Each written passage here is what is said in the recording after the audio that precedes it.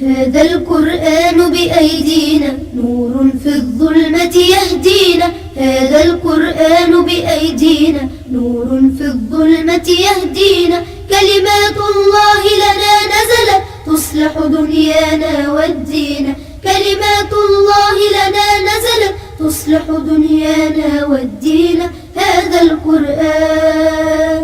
هذا القرآن هذا القرآن بأيدينا. هذا القرآن بأيدينا. قد بدد ليل الأوثان قد فجر نبع الإيمان. قد بدد ليل الأوثان. بسم الله الرحمن الرحيم. الحمد لله رب العالمين، والصلاة والسلام على خاتم الأنبياء والمرسلين نبينا محمد وعلى آله وصحبه أجمعين. أما بعد، بدأوا أنبياء الله سبحانه وتعالى تمام كأوليمان وكبركة كسلي تدين يومينغا أنقذ محمد صلى الله عليه وسلم. قرآن جينا ألمينغا ألمين جوجو كنيو قرآني نيمان كسباكا أنا كسومو أنا كصحابو أنونا فمو بلا جلين فوكتا سي جودو ما على كنين أو بلا جلين فرا وجمع كلوكا. الحمد لله الله سبحانه وتعالى مساينغا فونسيرا كوننا أي نيون سورو أنغا ولاندينا أيوا سنة تي في كينيكا ولاندا جوميندو كو قرآن نورو قرآن نورو دي على كنيني أو بلا جلين سكون نورو نو قرآن على نورو كمامي والله تتو دبيلا أبدا ngani alama nuro ke mami nyekon ibe dibidela abada abada ko man lam yaj'allahu lahu nuran fama lahu min nuri ni alama nuro ke mami nye se ga nuro ide na ala kan sukun nuro ni qur'ana anga wala dai mun sera yoro minuna o kunye qur'ana sura minun ben walma aya minun ben ni fisamantia krengerenen na ula na sahara na sabatira qur'ana yoro bela jelen kai a yoro bela jelen samantiya bela jelen ba bela jelen kalanina andella ka fo angani walanda ina ka fo qur'ana yoro te no ko kalani mai otei abisiga ke ayan do koro minum be ala be ka ko minum mangutu aywa ibita suroni na kene minga do foli ode nafaka bo mauka kateme doka ode biseka ke na fo qur'ana yoro imbe no ote kala no kala na tere de be ola komande loko fo tabati ada kunga chogo ya mina ote nyele Qur'an yoro bela jelen samantiya ba bela jelen o bela jelen ko fesa Qur'an yoro do be yenno surawna walma ayawna Allah subhanahu wa ta'ala ayaf samantiya do ke oluye awnye ko ni Qur'an jigina aw minun ka ha Qur'an jigina aw minun ka aw kiram manto ajigina aw ne ka ngajoni Allah se ode ala kirai sallallahu alaihi wasallam. Donc yoro nunu olu samantiya fanan na ango don kai aywa anya damni suratul fatiha la ka suro do fuka ayan do fu anga wala da kun joro yoro mina o kun suratul kahfi kul wasura anyi sigida damadama oke ala ngama ban o bela jelena ambe kuma nunu ambo kun dala surunya ka pakuru ba fu o sura min fleni an kuma na afsamantiya ka siga ka ani akalani fana samantiya surtout jumadona anga hakili to ola ngo ore de kama aywa sisa logiciel kura mino application mino plene téléphone una ni qur'ana be ala sani ga qur'ana gafela mata ko minina nyona o se ga téléphone dayele asebene be tenno aywa chama sina ga programme fana blola ni calendrier kan aywa jumadon kamini sufa bi hakili jigi ko itala de ka suratul kahfi ko kana o sabatile o suratul kahfi min flene mbadion ngo ningali sabakera ala kilala sallallahu alaihi wasallam flajabi ona na sura a flabela jeni kabako on kuma na oluka kamale minun taru yore suru kulwola Allah subhanahu wa ta'ala yu ko ke kabako ye usnora nga snogo mine don be snogo ni sukora ni dugu jara be wuli olu tamake o ye san keme saba ani san konondo yo ke kudale me snogo Allah subhanahu wa ta'ala yuke kabako o kofe aywa masakɛ min bɛ yen nɔ n'a ye dugukolo fan bɛɛ lajɛlen don ɲɔgɔn na n'o ye Zulkarnaini an ye dɔ fɔ o fana ta la aywa kabako kisa dɔ fana bɛ nin sura in na o mana ɲininkaliw la de Allah subhanahu wa ta'ala y'a lakali nin sura in na n'an da magara kisa in na i bɛ taa sɔrɔ maa caman kisa in bɛ maa min kun kan maaw y'a tɔgɔ mɛn a bɛ se ka kɛ u ye dɔw mɛn kibaruya la nka a bɛ se ka kɛ dɔw bɛ yen nɔ an m'o mɛn an m'o dɔn fana o kisa in ye kisa min ye a nana sura in na n'i ye jateminɛ kɛ k'a daminɛ sura in aya 60 ka taa bila 82 Allah subhanahu wa ta'ala a ye kisa dɔ lakali an ɲɛna nin sura in na n'o ye suratul kahfi an bɛ suratul kahfi de kan halisa a samantiya an tɛna sigi k'a fɔ an b'a bɛɛ lajɛlen tafsiri de nka a kɔnɔna na ko minnu b'a kɔnɔ ni kabakona kow de don ka ɲɔgɔn hakili jigin o la k'an dusukun nɔrɔ ni kuranɛ nɔrɔ ye o kisa in ye kisa jumɛn ye o kisa in ye cɛ ka kisa ye ala ka jɔn ɲuman a tɔgɔ de ye ko al-khidru tɔgɔ min de don an ka jamana in na maaw b'u tɔgɔ da ayiwa nabi ɲumanw tɔgɔ bɛ da ayiwa maa ɲuman tɛmɛnenw tɔgɔ bɛ da malikaw yɛrɛ fana tɔgɔ bɛ da jibirila tɔgɔ bɛ yen mikaila tɔgɔ bɛ yen n kɔni de m'a ye ayiwa an ka jamana in na ni maa kɔni ye a tɔgɔ kɔni da ko israfil min bɛ buru fiyɛ nka jibirila ani mikail olu bɛ yen ayiwa tɔgɔ caman fana bɛ da sahabaw fana na ani dɔnnibaga minnu fana tɛmɛna nka fɛn min ye al-khidru a bɛ se ka kɛ an ka jamana in na a bɛ yen nka a man ca kosɛbɛ nka a ka ca jamana dɔw la hali afiriki n'i y'a lajɛ afiriki kɔrɔ yan fan Éthiopie ninnu fo ka taa se Somali fɛn ninnu na khidru tɔgɔ ka ca olu la kosɛbɛ ani n'i bɔra afiriki fana kɔnɔna na Indonésie fanfɛla ninnu na a ka ca o yɔrɔ ninnu na kosɛbɛ khidru nin tɔgɔ in yɛrɛ tɔgɔ in ma fɔ kuranɛ kɔnɔ nka a fɔra hadisa la hadisa sahalen n'a nana Bukhari la khidru ka kisa ye jumɛn ye ayiwa kuranɛ ye kabako dɔw fɔ a ka kisa in na komi sigi kuntala man jan kosɛbɛ an b'a lajɛ ka sigi k'a tila fila ye a ka kisa in kan a kun fɔlɔ ko in yɛrɛ nana cogoya min na an ka se k'o dɔn khidru min filɛ nin ye a tɔgɔ de ye o ye ala ka jɔn ɲuman de don nka n'a fɔra k'a fɔ karisa ye ala ka jɔn ɲumanw ye o fana ye darajaw de o fana bɛ ɲɔgɔn ye yali ale ayiwa jɔn ɲuman dɔn o jɔn ɲumanya in bɛ dan ayiwa jɔn ɲuman caman bɛ cogo min na walima ala ka nabi mɛ dɔn wahayi kun bɛ caman de o ɲininkali dɔnnibagaw ye ɲɔgɔn sɔsɔ a la tarikotigiw an tɛ dɔn a walanwalali la nka ayiwa fanba bɛ yen nɔ minnu y'a jira k'a fɔ nabi kana al-khidru nabiyyan fanba ye o de sabati a ka kisa nana cogoya min na ala ye dɔnniya minnu d'a ma a yɛrɛ bɛ a yɛrɛ kofɔ cogoya min na ko o kofɔli o lahala in o ye nabiyima tamasire de ye o ye nabiyima tamasire de ye o kɔrɔ k'a fɔ waliyu min de don waliyu min kun don nabiyime de fana kun don wahayi kun bɛ ci a ma nka k'a fɔ a cira ka taa manton dɔw ma ko Musa kɛra cogo min na o fana tɛ o tuma na o ye khidr n'i y'a tɔgɔ ye a tɔgɔ de ye al-khidr ayiwa ale ye maa suguya jumɛn ye sikasi tɛ ala ka jɔn ɲuman de don kuranɛ fana y'o fɔ ala ka jɔn ɲuman de don nka yali nabiyu de don wahayu bɛ caman walima nabiyu tɛ tafsiritigiw tarikutigiw caman bɛ yen olu y'a sabati ko n'i ye kisa in lahala lajɛ a n'a kibaruya fɔra cogo min na k'o tuma na ko nabiyu de don wahayu kun bɛ ci a ma o ye o fanfɛla ye sa khidr in a ka kisa in na kuranɛ in kɔnɔ min tɔgɔ fɔra Musa alayhi salam Musa de tɔgɔ fɔra kisa in na nka ale tɔgɔ ma fɔ Musa tɔgɔ fɔra k'a fɔ ko dɔ tɛmɛna Musa alayhi salam Musa min cira ka taa Firawuna ma ko dɔ tɛmɛna ani ala ka jɔn ɲuman dɔ cɛ o kisa walawala nka ale tɔgɔ ma fɔ nka ale tɔgɔ nana fɔ ayiwa hadisa de la jɔn ka hadisa ye Abdullahi ibn Abbas radiyallahu anhu kuma bɛ Bukhari la cogo min o nana sira min fɛ Abdullahi ibn Abbas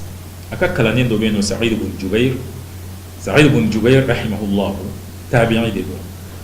aywa Abdullah ibn Abbas aka kalanden korobo tafsiri la ale olu do ye Sa'd ibn Jubair ako kale ya fo ibn Abbas nyena ko cedo be no ba fo ko Nawf al-Bakkali Nawf al-Bakkali aywa alete sahabai na tabi da no ay sahaba wiye nga ahlul kitabi mawde kunu yahuda mori minu ni u yele manaka do islam yala ko ye kuma do fo ko aywa ko khidri min fleni no to fora ko Musa min fleni kano kumbe nyogon fe ko Musa min jira kata bani Israila kawma ko Musa inte kalimullah Musa ko te kale yo kuma imme wala awonya fa ka karamo yina no ya Abdullah ibn Abbas radiyallahu anhu o kuma in fora Abdullah ibn Abbas nyina minge kuma in fora aballa la fa muna aballa la sabo alebe min donc afo ala kira ye min fo oni ni be ka kuma min fo aywa o kuma nuna be kuma lube nyogo ko karbi ala kira ka kuma sallallahu alaihi wasallam oni ma be ka kuma lube se ka danyo ko to ba jumi aballa la minge fa ye kuma do fo o mancha sahaban mun ka kuma la Abdullah ibn Abbas radiyallahu anhu o fora nyina minge ako kadaba aduwullah ayo kuma info nga fo ko la nyini yere de don ka fo ko chenye ala jugo yere de ye la mi ta kala nyini te hoye nga komi ni kuma kan min fo hakil na min fo abisi ga ke ayata ba kitabu koron nonna nga ala kira ka kuma kan be yenno ale be ka fenyere ke min te hoye ko de kama ko ala ka jugo ko ala jugo kai kalontike no de Nawf al-Bakkali aywa tabi'i de min muslimat ahli al-kitab kitabu dunga min nudu na islamiyya ale kunye olude comme Ka'b al-Ahbar kunyo nanu aywa do yere ko ka fo aywa ko abam su kun fulle me Ka'b al-Ahbar ma ale fanay me yahuda mori min do na islamiyya aka kisa kacca tafsiru la ko sebe na bela delente koye ka fa sabati le do ale kon ya Allah kalite Abdullah ibn Abbas muna akoko te ga kuma ka ko tiente ayo sababu fo ako minye chiye Ubay ibn Ka'b no ala kira ka sahabai Abdullah ibn Abbas alafani ala kira ka sahabai nganin kabare na be ko mi sahaba do be ka fo nyame sahaba do la ko ala kira ko tan riwayatu sahabi an sahabi Abdullah ibn Abbas radiyallahu anhuma ala majina ana fama ako ko ala kira ko sallallahu alaihi wasallam ko mi Ubay ibn Ka'b ya lakal wurin na cigo yamina ko Musa annabi qama Musa annabi khatiban fi bani Israil ko Musa ka wula kajo abeka khutba kala abeka wajuli ke ban sarala ka uchema okoro ka fo Musa min kibariya fora Qur'ana kono ko ala ya cika ta Fir'auna ma Musa inde kabako dira Musa mimma ni o kabako inde bere kumba bolo na ya fili ni ala ka nyamarke belebe yele makka ke gorongo belebele ye na ya ta abele makka ke bere anola o Musa inde Musa min na cira ka ta Fir'auna ma Fir'auna min go ka ko kale alaye allaban Allah subhanahu wa ta'ala ay Fir'auna halake Fir'auna turajjila Musa naka jama kishira ka ko Musa inde ako kisay na chugo jume ko Musa alayhi salam ajole ko ban sallar ka uchema biku waju ka to lasa aywa ko doya nyininga ko Musa telma ka kuma non don na ula anyini ngali mfana ngani mi ba ko fe ala de bodon sa sabo ne sara kaw no Musa kam mawo fana ya sanya ko sebe yali nyini ngali mu yakorobolu de wa wal matiki ba fe ka donde wa ko no ma fo kisaina ako Musa ma aywa ko yali dugukolo ngabi yali mabe no min kala ne be kateme ka min be doni don kateme ka ko Musa ko ay kuma nana fo chugo mina ko ni maula je junbe no min kala ne be ka bela jere ko ale de Musa ko fuka da fe nyumenga ko ale de ala ka chide ko ko loina bi doina wahi be jigi ale ka ala ale kuma nyogonya afane jabi ko chugo yaina nga ala ya jere Allah subhanahu wa ta'ala ye ajere ana hadisa ina ko fa'ataba Allah alayhi ko ala ya jere muna ka kunganga doniya sigin ka ta ala de ma halla soro ni ngali gara ko mawde kuma fo o doniya be ala bolo walma ala de be fendo ala de ba don ka de be bela jelenga koro e fenyu menye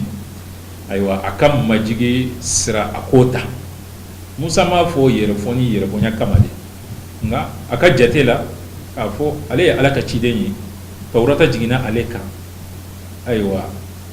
ale ni ale nyogon kuma nyogonya ale ya kuma nyogonya kuma ba qur'ana la cugo wa kallama Allah Musa taklima o alaka kuma kan ko ale ale kuma nyogonya ko kama ko ayi dugu kolo kan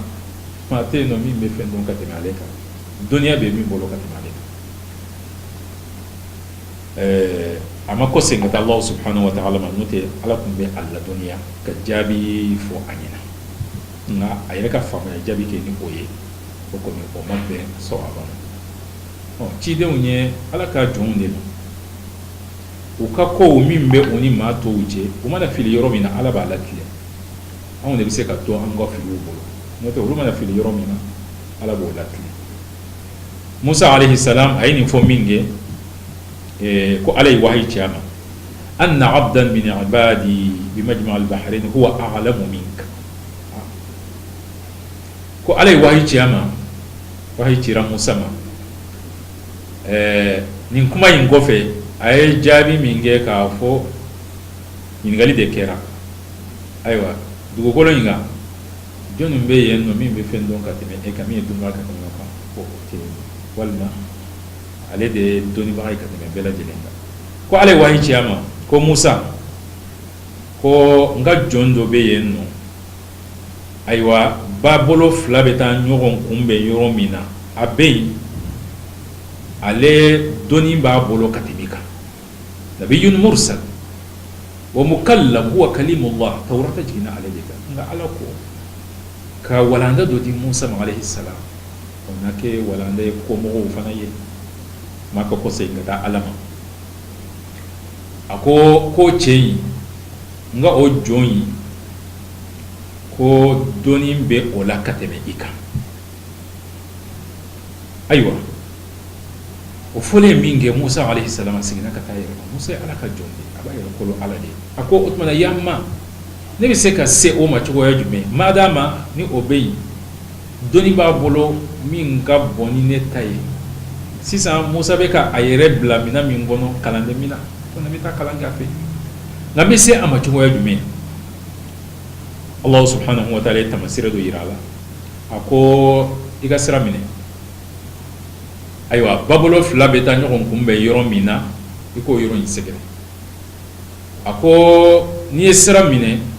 ika jige jalando ta inofe jige jala ko ikam palango ako jige jala ina tunu na ila yoro mina de ko cheimbe